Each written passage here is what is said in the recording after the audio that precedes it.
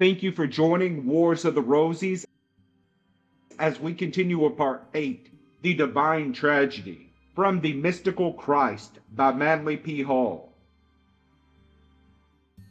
The Immaculate Conception in the Human Soul. Chapter 8, The Divine Tragedy. The events in the life of the Master from Friday, the 15th of Nisan, or April 7th, to Sunday, the 17th of Nisan, or April 9th, consummated his ministry. The drama unfolded with the fatality of happenings predestined and foreordained. Even the words attributed to Jesus were carefully selected from older sources, thus giving them peculiar weight and authority. In St. Matthew 26:30, it says, after the Last Supper, Jesus and the disciples sang a hymn. Most Bible commentators have assumed that this was part of the Hallel, or Song of Praise, consisting of sections taken from the Psalms. It seems more probable that the fragments of a religious song preserved in the 237th letter of St. Augustine to the Priscillian bishop, Cerritos, are from the actual hymn which Jesus and his disciples sang together. The words are as follows: I wish to unbind and I wish to be unbound. I wish to save and I wish to be saved. I wish to beget and I wish to be begotten. I wish to sing, dance ye all with joy. I wish to weep, be ye all struck with grief. I wish to adorn and wish to be adorned. I am the lamp for you who see me. I am the gate for you who knock. Ye who see what I do not tell what I am doing. I have enacted all in this discourse, and I have not been in any way deceived. One of the apocryphal Gospels included the statement that Jesus and his disciples performed a sacred dance after the Last Supper. The ritual of breaking bread and sharing a cup existed among the ancient Jews, and is mentioned in connection with the Mithric cult of Persia, and the ceremonies performed by Pythagoras at Delphi. After the Paschal Supper, the master of a Jewish family shared bread and wine with the members of his household, including the servants, as a token of brotherly love and esteem. This would agree with the beautiful words spoken by Jesus on the occasion. He signified that his disciples were not his servants, but his brothers, and the sermon enlarged the concept of the sacrament. It was held by the early mystical theologians of the Christian faith that the cup of Gethsemane, to which Jesus resigned himself, contained not the bitter potion of death, but the poison of the mortal sins of mankind committed against the will of God. Here the mystery of the Christos, the sinless Son of the Eternal Father, is strongly intimated. After the agony in the garden, Jesus said, the hour is at hand, and the Son of Man is betrayed into the hands of sinners. The acquaintance of the chalice of sorrow was the acknowledgement by the Master of the destiny required by the world drama. After this final pledge of obedience, Jesus patiently bore the indignities and injustices that were heaped upon him. The curious episode of the release of Barnabas is an integral part of the sacred symbolism. Pilate was apparently convinced that Jesus was innocent of any serious offense. He did not expect to influence the group which was resolved upon the death of the religious teacher. The Roman statesman, however, hoped to appeal to the people of Jerusalem, who so recently had regarded Jesus as their hero. Pilate, seeking to placate all parties, proposed to release the great prisoner, because it was usual to perform such an action on the day of feasting. Pilate was further induced to make this move by a warning which had been sent to him by his wife, who had been troubled by a dream. The Roman procurator offered to release either Jesus or Barnabas, and the multitude cried out in favor of Barnabas. It appears by a strange coincidence that the criminal, who for sedition and murder had been cast into prison, was also named Jesus and surnamed Barnabas, meaning son of the Father. The first name of this man has been removed from most of the older manuscripts. One biblical commentator thus examines the decision of the people. The choice was offered to them between one who had broken the laws of God and man, and one who had given his whole life up to the doing good and speaking truth amongst them. They condemned the latter to death, and were eager for the deliverance of the former, by rejecting the Son of Heaven and choosing as their hero a robber, murderer, and insurrectionist. They proclaimed their allegiance to darkness. The world tragedy bears witness to that part of human nature which has always chosen the lesser in the presence of the greater. The man of soul was sacrificed to the worldly ambitions of the unregenerated man of flesh. Nor did this persecution expend its fury outside the walls of Jerusalem. The sacrifice is perpetuated. It reoccurs in the daily decisions of countless persons who regard themselves as honorable. They betray principles in order to advance their policies and ambitions. The light in the heart, which is to become the light of the world, is denied. And, with only passing reservations, we accept Barnabas and confer upon him privileges and high estate.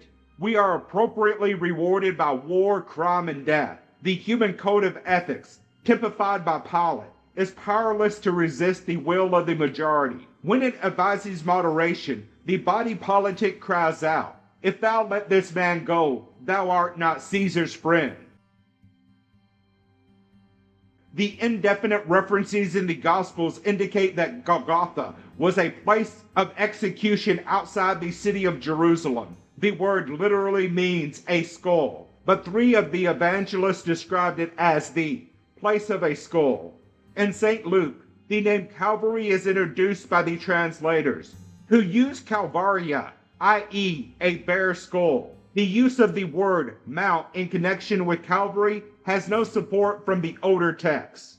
The best available explanation is that Golgotha was a slight elevation, so named because it was skull-shaped. It was not a place of bones, because Jewish law forbade that these be left unburied. There is a legend that the skull of Adam was buried at Golgotha, and that the cross on which the Master was crucified was raised over this relic of the first man. This may explain the presence of the skull at the base of many old crucifixes. We can disregard the uncertainties of the biblical narratives and pass to the study of the religious symbolism. The unfoldment of the mystery drama causes Jesus to die upon the cross at the place called Golgotha. It was here that the soldiers divided his garments and cast lots for them. This fact fulfilled Psalms 22:18. They part my garments among them and cast lots upon my vesture. At the 9th hour, being 3 p.m., Jesus spoke with a loud voice the opening words of the 22nd Psalm, my God, why hast thou forsaken me?" After he had received the sponge of sour wine, he spake again, "It is finished." St. Luke gives us the last words of Jesus, "Father, into thy hand I command my spirit." This is the first part of the 5th verse of the 31st Psalm. It is evident that these exact quotations were more than the natural utterances of a dying man. They bind together a vast concept which is the key to the mystery. Secret sects of the Lebanon taught quite openly a doctrine of internal salvation founded upon the eternal sacrifice. It was their interpretation which later deeply influenced St. Paul. These mystics knew from within themselves that the doctrine of the Christos was the vestment which should be parted and the seamless robe for which the soldiers should cast their lots. Divided by interpretation, the secret teaching was lost to the world and could be restored only to the hearts of the devout. It is not without reason and just cause that all the great religions of the world have announced the coming of the Messiah. Each has expected him to appear from within its own community, and all have identified the event with the appearance of their own prophet or inspired leader. In this way, a mystery, though divided doctrinally, is undivided substantially. The spiritual quickening of the human race by divine power is apperceptibly known and expected. The conviction arises from the spiritual need of man, who can see no solution to his own insufficiency except divine intercession. As he aspires within himself to a better life and to the practice of those beliefs which are nearest and dearest to him, he experiences a descent of power through himself. It is this conferred resource which is his hope and his salvation. Nor does it appear that this bestowal of grace from the source of life is essentially miraculous. Though wonderful, it is natural, and through the process surpasses understanding. The fact of it is understood.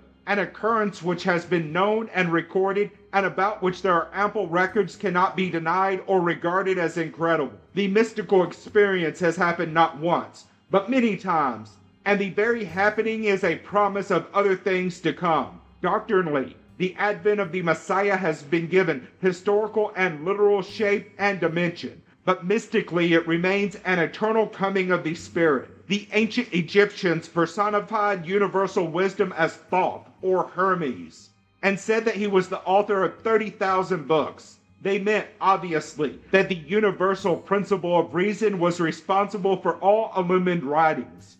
One truth is revealed through all the nobler works of men, even though this unity is not obvious on the material plane of living.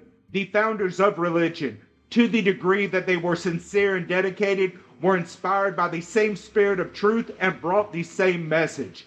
In each case, the prophet claimed divine inspiration and acknowledged himself to be the servant of an ageless cause. Muhammad in prayer in the cavern on Mount Hira, Buddha in meditation under the Bo tree, near Madras and Zoroaster, in his hermitage surrounded by a ring of flames, were convinced that they were the instruments of the true God. These noble men had first sought truth with a complete dedication of their lives and their worldly goods. As they advanced along the difficult road, they beheld the radiant appearance coming forth out of the unknown to meet them.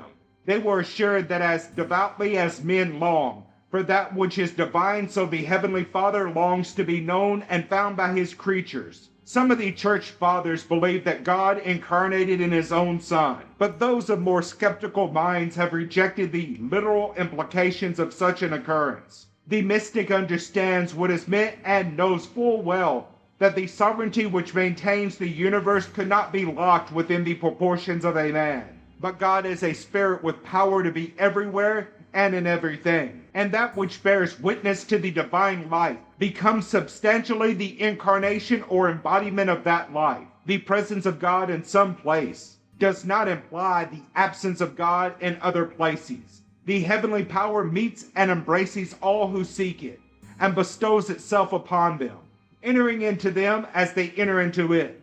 The mingling is a baptism of the Spirit and by the Spirit. Let us assume for a moment that the unfoldment of life is in the keeping of a wisdom and a love greater than our own. We can examine the evidence which testifies to the growth of man through the ages. Human evolution has been orderly and within a broad, sufficient pattern of natural laws. As his environments changed, the human being developed faculties and functions suitable to his requirements. There was nothing necessary which was not available. Mankind met the challenge of need by releasing from within himself that which was needful. Progress is a magnificent testimony to the internal resources of growing creatures. Each step was slow and difficult, but it was accomplished. Is man to assume, then, that his future, more subtle but no less real, will not be met from within his own potentials? What are these potentials except the availability of all that is good? Is not mysticism the normal extension of growth,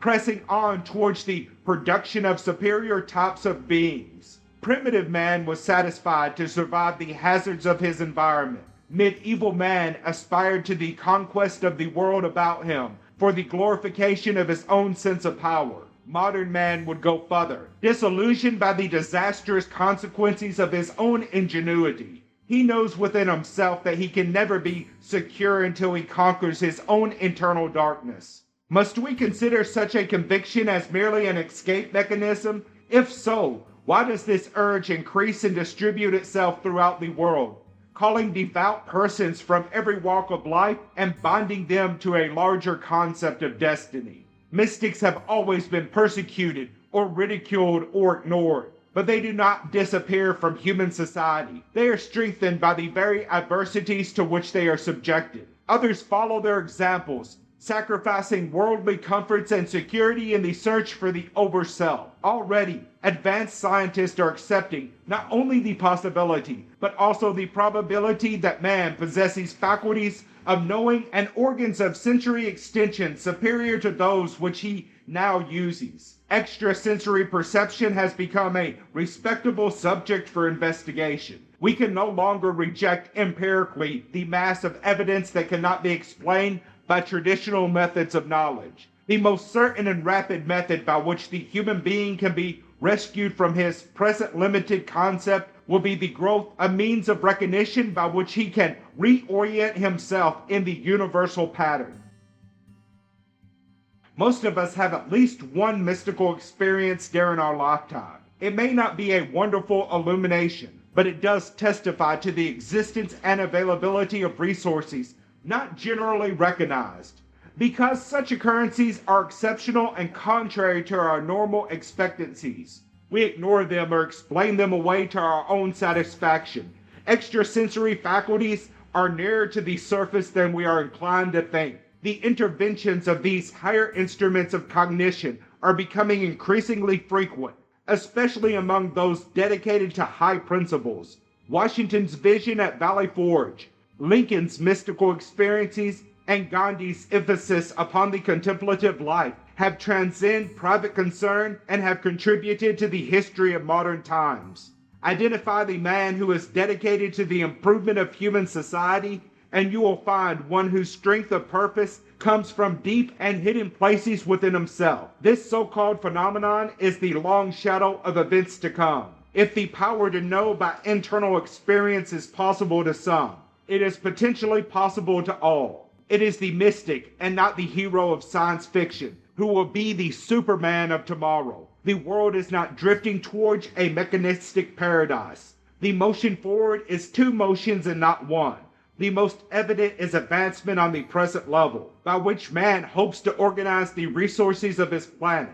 The least evident, but the most important, is the enlargement of human consciousness from within himself, by which all external objectives will finally be censored. Our dreams of the future are the extensions of our present hopes.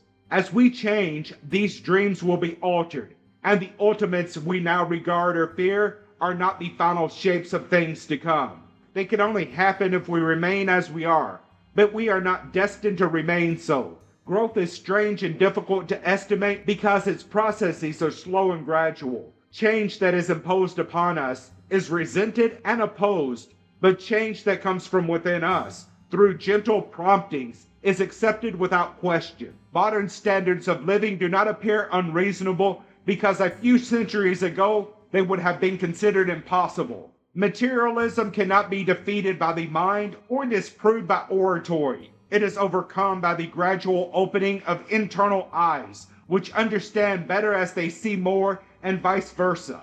When faculties of internal knowing are commonly possessed, our way of life will adapt to their implications.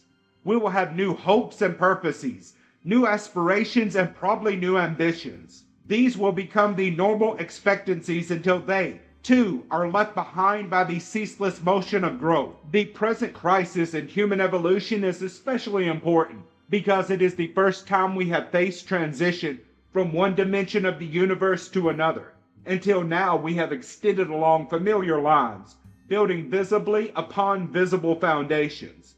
The time has come to contemplate a difficult and, for most, an incredible change. We must build invisibly upon the old footing, extending from works objectively to works subjectively. We cannot advance further without the personal and collective experience of universal causes. In some way and by some means, we must cross the line which divides the material and spiritual parts of nature. We have approached this line gradually, but in the instance of crossing, we face a critical adjustment within ourselves. Once we have passed the line, growth can continue in its slowly and orderly way as we adjust to the implications of a new kind of existence. The ancients symbolized that which divides the worlds as a veil, and this is the veil of the Temple of Jerusalem that was rent at the moment of the death of Jesus. This line, according to Omar Khayyam, is also the hair which divides the false and the true. False does not mean here something wrong or evil, but an appearance which is misunderstood because the cause of it is unknown. It would be most helpful if at this time psychologists and other specialists in the field of man's internal phenomena would consider the possibility that the mystic is the prototype of future humanity and not a forlorn vision destined to wander his years in an unsympathetic sphere. The utopians from Plato to Defoe have described new kinds of creatures growing up among men, resembling outwardly their companions and associates, but inwardly set apart for a high destiny. These are the philosophic elect, the men of the sunrise, the citizens of an empire of poets and dreamers. They dream true because they are using available extrasensory resources and not their own imaginations. They have always spoken with a strange note of authority because, of all men, they alone know whereof they speak. These heroes, as the Greeks called them, have already crossed the line and are citizens of two states of consciousness. Inwardly they dwell in cause, even as outwardly they live in a world of effects. Rufus M. Jones, professor of philosophy, Harvard College, in his article on mysticism in the Encyclopedia of Religion and Ethics, writes, "The mystical experience, especially in the loftiest spiritual geniuses of the race, may very well be the emergence of a new type level of life, a higher manner of correspondence with ultimate sources of reality, an élan vital of the soul, a surge of the entire self towards ineffable fullness of life." Further in the same article, Dr. Jones adds, "The mystical experience itself as an inner life event is unmistakably one of the great tap roots of personal religion, bringing, as it does, to the recipient undemonstrable, but at the same time irrefutable certainty of higher personal life in contact with the personal self, and revealing a superaddition of life functions and new depth levels of truth. The operations of nature nearly always manifest first by producing isolated examples of processes later to become general.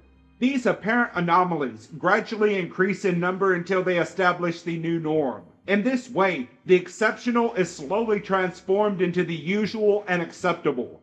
Mysticism as a teaching affirms the existence and availability of an intuitive power which can be released by contemplation and directed by intensity of moral purpose. The use of this faculty increases its acuteness or power of spiritual penetration. Although comparatively latent in the majority of mankind, vestiges of intuitive power may be noted and observed among the survivors of ancient peoples. The indications of its gradual reactivation may be seen in the more advanced types of contemporary humanity. Nearly always, these soul powers respond to a genuine aspiration towards a superior concept for living. Such aspiration, in turn, is stimulated by the uncertainties of mortal life. This is a forceful restatement of mystical tradition and all periods of emergency. The present century has been so ridden with pressures and tensions that it can be best described as a continuous emergency. For this distressful state, there is no exception of immediate relief. The future promises only further misfortune, resulting from causes already in motion. Popular interest in the mystical part of religion has increased steadily since the years of World War I. Human consciousness is resolved to survive the ordeal of environment by expanding its intuitive faculties. Only certainty can overcome uncertainty and release man from the tensions generated by fear and doubt. We know this in our hearts, and when directly challenged, we are inspired to sit in accordance with our own knowledge. The mystical philosophers of the past not only realized that someday humanity would shift its ethical structure from a physical to a spiritual footing, but also that each individual living in the collective plan would be required to adjust his code and his character to the new cultural level. As this critical hour approaches, it is important that man be supported by some measure of understanding.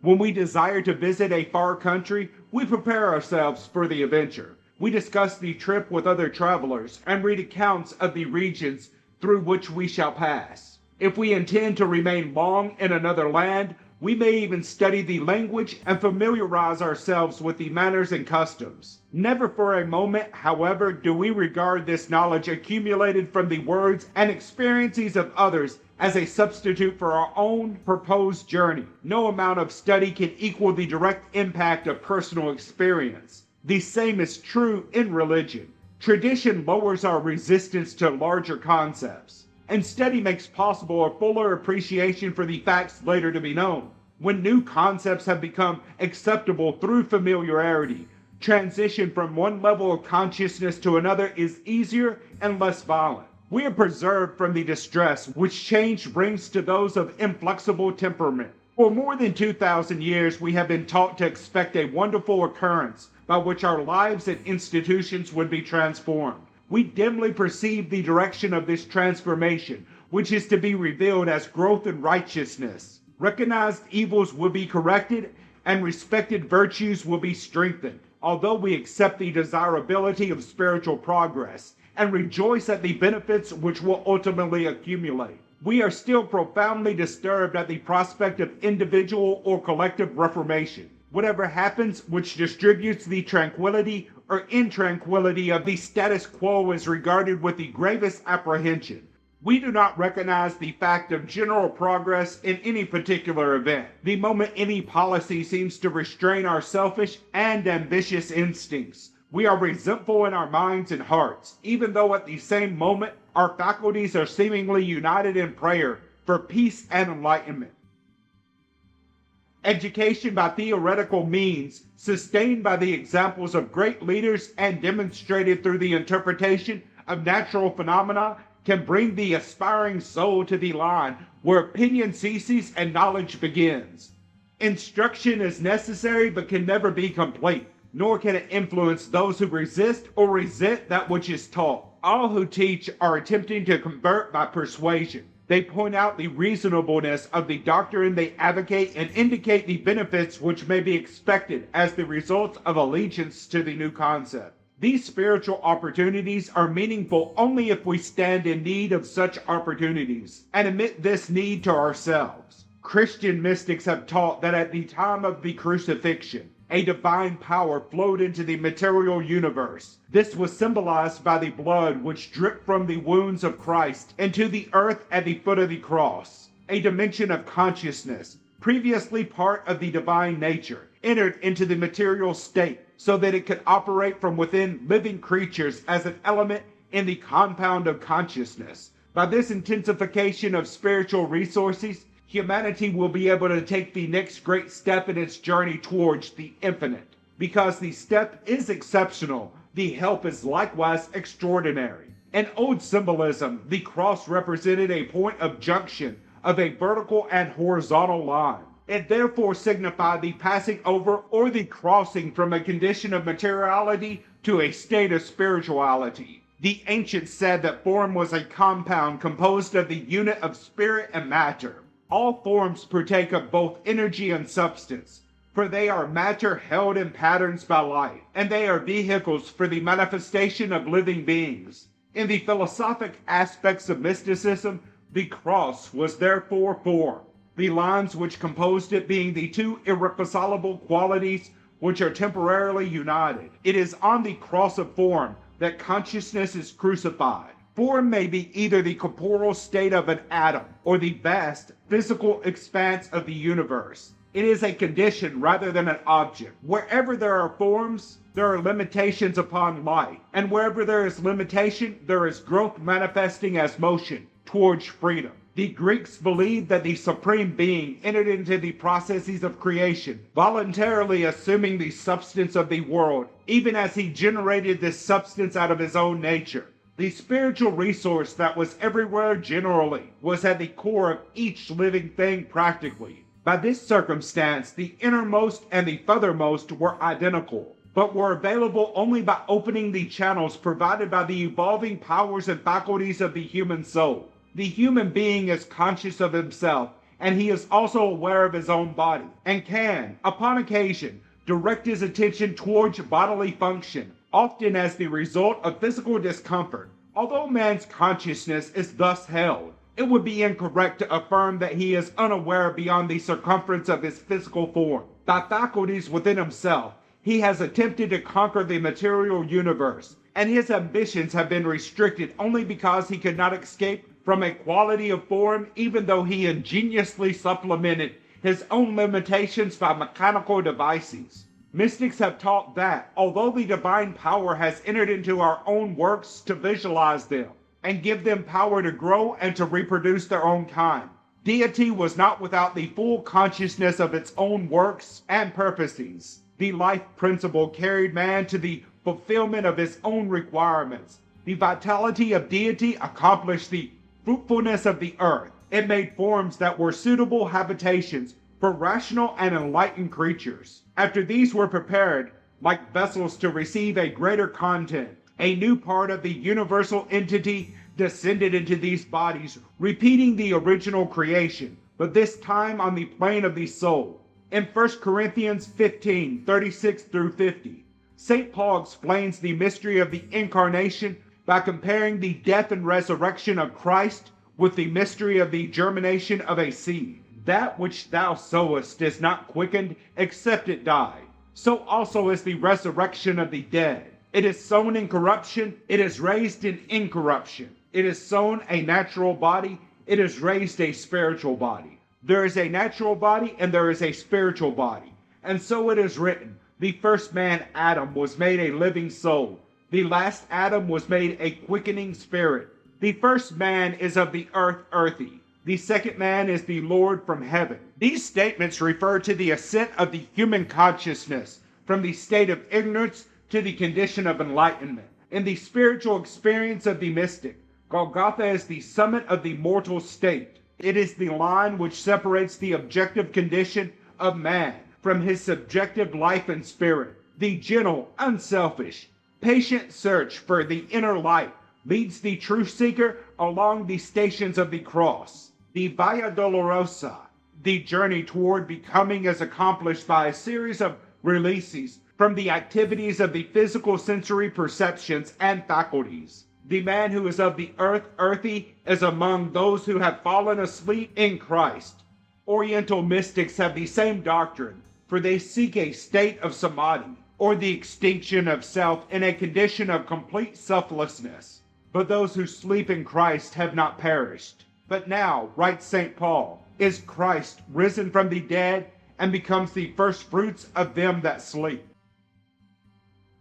The understanding of these words depends upon the mystical definition of sleep. St. Paul likens sleep to a kind of death, which we die daily. At the end of the day, we repose ourselves with the fond expectation of rest and refreshment. With a perfect faith which is instinctive, we release ourselves from conscious activity, trusting our lives with the faith of a little child to the oblivion which gradually envelopes us. After this comes a state of unknowing, a timeless suspension from which we emerge again in due course and resume the concerns of physical living. As the mind resigns itself physically to sleep, so the human consciousness in its quest for reality enters in perfect faith into the quietude of God. As sleep temporarily terminates all the confusion and conflict of the mind and emotions, it appropriately conveys the meaning of faith. In order for faith to be real, there must be complete and unquestioning acceptance of universal integrity. Faith is, therefore, doubt going to sleep in the security of a strong and beautiful conviction. Most human reactions are negative, fearful, and uncertain. As these are transformed and remedied by the powers of the soul, the old and familiar man, who knew himself only by his uncertainties, fades away and a new person takes his place. As we approach the lines between the lower and higher states of consciousness, we experience a new definition of faith. The old life groping upward from below finds faith, and then experiences the mystical death. This is the corruptible man who is destroyed, not by his sin, but by his virtue. Faith ends the little despotism of self-purpose, and all the activities that are powered by the pressures of vanity. The corruptible man has his own philosophy of life, his own convictions, policies, plots, and counterplots. For most of us, he is the real self, for we have known no other nature in the experience of ourselves. He belongs to the kingdom of this world, and if he departs from it, he dies, like a fish that has been taken out of water. The institutions which have been built by this corruptible man are themselves likewise corruptible. They are houses standing upon shifting sands, and the days of this man are few and full of troubles. Within the complex structure of the corruptible man, there is an incorruptible seed, or, as some have said, a seed sown in corruption. This is the second man of St. Paul, who is from heaven and is himself the Lord, Slowly and wonderfully, the man from heaven increases and is experienced, not as a source of knowledge or of wisdom or of satisfaction, but as an enlarging benevolent silence forever absorbing into itself the sound and the fury. The irresistible power of the man of heaven strengthens the resolutions of the soul and makes possible the human dedication to the divine plan. As the mystic comes closer and closer to the mystical experience, he knows himself to be sinking with full and complete confidence into the repose of God. His humanity goes to sleep in the divine purpose, and by this very action becomes the firstborn of those who slept. If faith brings the mystical death to those who live in fear, so it makes possible the second birth. The peace of God is both the tomb and the womb. For those who die in the flesh are reborn in the spirit, as mortal ambitions are renounced. Immortal aspirations take their place. And as we give up the lesser, we receive the greater. Ignorance dies in faith, and wisdom is born of faith. That which is the last part of uncertainty is the first part of certitude, before we can pass on to that new orientation of faculties, which is at hand. We must outgrow certain illusions and experience previously unrecognized realities. The resurrection occurs through the focusing of consciousness in the universe of causes, before we can be born in this better quality. We must vigorously detach ourselves from a fixation which will not permit us to escape from the tyranny of the sensory faculties. Those perceptive functions which are useful and necessary in the world of form are unable to convey or even accept impulses which are beyond the sensory areas of receptivity. If these senses are unable to function on a higher level, then the world to which they bear witness ceases to exist as a reality. It vanishes away as in sleep, and leaves not a rack behind. Death is a departure from this world when the body is no longer able to maintain its functions. Faith is a departure from this world when the heart and mind are no longer able to accept the tyranny of matter as a part of the divine will. In both cases, the submergence of consciousness action is followed, after a time, by re-emergence. Those who die in the flesh are reborn in the flesh. For, although they have left the world, worldliness has not departed from them. The few who have gone to sleep in faith are reborn from the womb of faith into the world of light. They have experienced the resurrection in the love of the Father, and they will abide in the grace of the Spirit.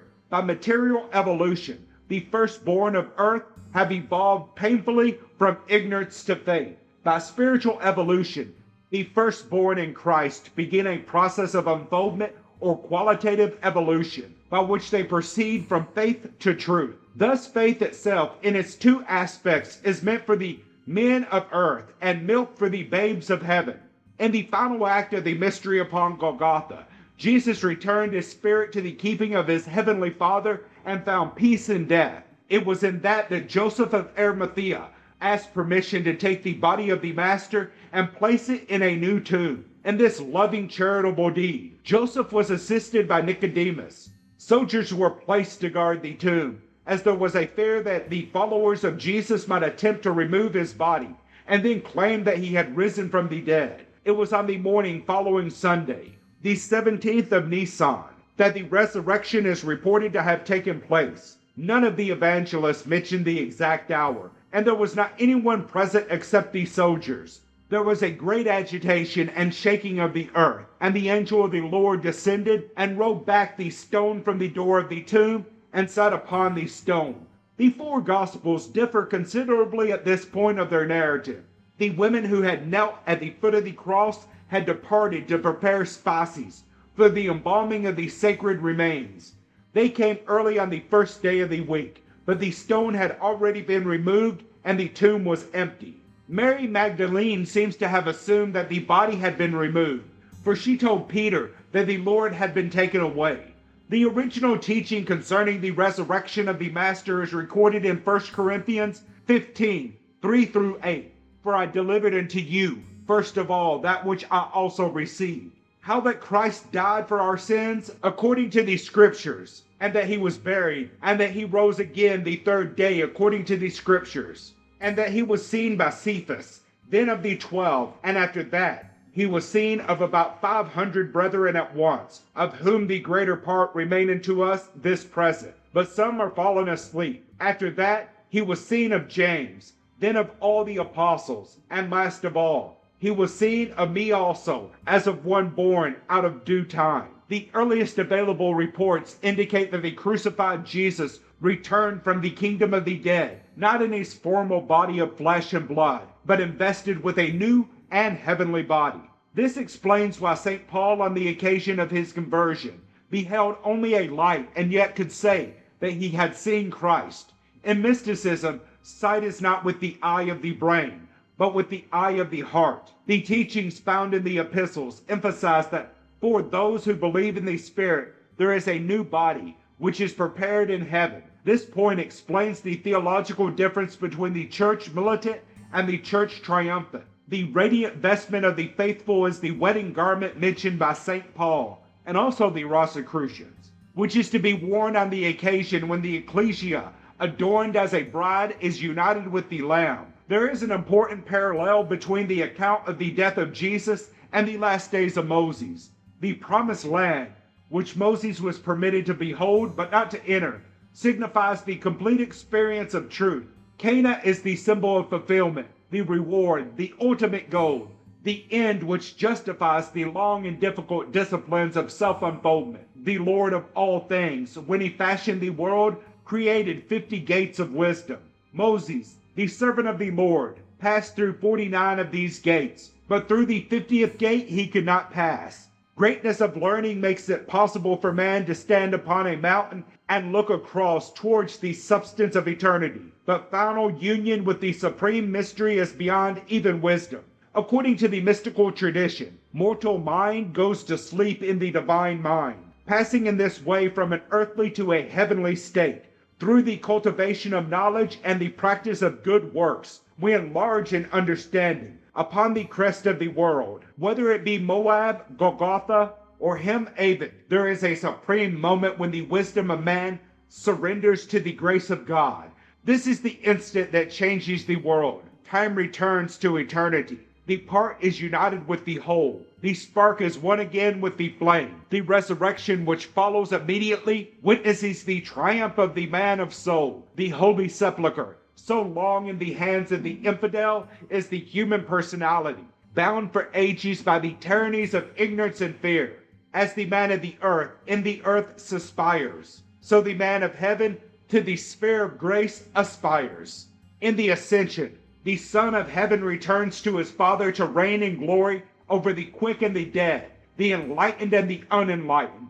The mystic understands the ascension not as a historical event only, but as the unfolding of evolutionary processes on the plane of consciousness. As a man ascends physically through the levels of growth and culture recognized by anthropologists, so he rises spiritually through the mysteries of the hierarchy as described in the writings of seers and saints. Materially, he grows in darkness towards the light. Spiritually, he grows in light towards the source of universal light. Intuitively known by consciousness itself, the crucifixion of Jesus is the travail which precedes the mystical birth. It was written that Melchizedek, king of Salem, was his own father and his own mother. This explains the symbolism of the phoenix reborn from his own body. Love of God and unselfish service in the spirit of truth strengthens our determination to make the final and complete renunciation of ourselves to the eternal will. In that moment, we give the last measure of devotion. We give not only ourselves, but all that we are, reserving nothing, not even an existence apart from truth. In this way, we go to sleep in the bosom of Abraham and rest with our fathers.